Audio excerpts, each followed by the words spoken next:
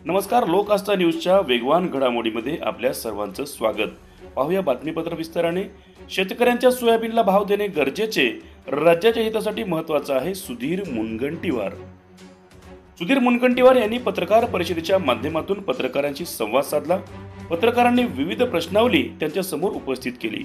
यामध्ये आपत्ती व्यवस्थापन समितीच्या नियमात बदल, सोयाबीन खरेदी मुदतवाढ, नाशिक आणि रायगड पालकमंत्री तिढा, सुरेश धस परभणी बीड वेगळा न्याय आरोप, पालक सचिव जिल्ह्यात न गेल्याने मुख्यमंत्री नाराज, अशा विविध प्रश्नांना उत्तर देताना ते म्हणाले, सर, आपत्ती व्यवस्थापन समितीच्या नियमात बदल करण्यात आला आहे। मंत्रिमंडळ बैठकीत निर्णय घेण्यात आला आहे। एकनाथ शिंदे यांचा समावेश करण्यासाठी बदल करण्यात आला।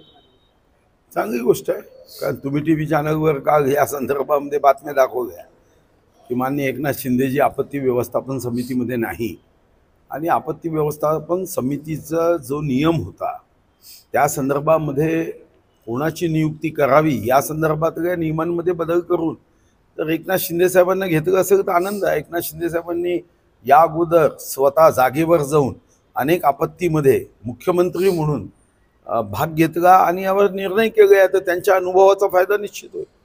7 फेब्रुवारीला नाफेडद्वारे खरेदी करण्यात येणाऱ्या सोयाबीनची मुदत संपली।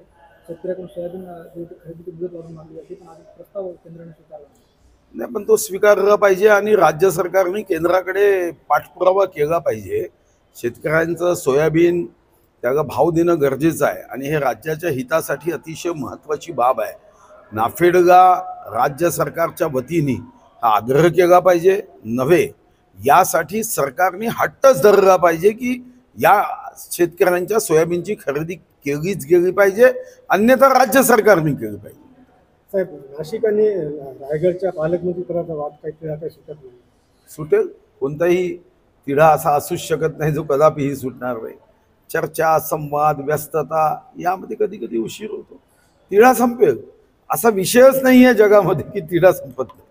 सुरेश दशांच्या एका वक्तव्यावरून आरोप प्रत्यारोप होत आहेत। असं म्हणलं जातं की ते परभणीसाठी वेगळा न्याय मागतायत आणि बीडच्या मत्स्योद्योग प्रकरणासाठी वेगळा, कारण की मला याबद्दलची माहिती नाही आहे आणि त्या जिल्ह्यांमध्ये आत्ता जे काही वातावरण आहे त्या वातावरणामध्ये प्रत्येकजण काहीतरी वक्तव्य करतो आहे, पण त्या संदर्भातली माहिती नाही।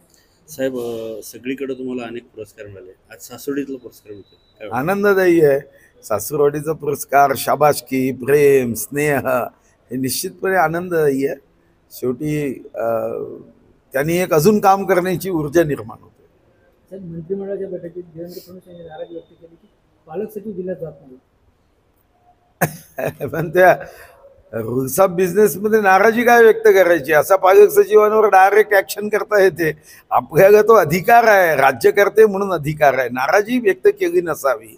त्यांनी या संदर्भात काही पालक सचिव जात नाही म्हणून त्यांची तपासणी केली असावी। मुख्यमंत्र्यांनी नाराजी काय व्यक्त करायची आहे? मुख्यमंत्री तर डायरेक्ट त्या पालक सचिवांना 6 महिने सुट्टीवर पाठवू शकतात। Thank you sir.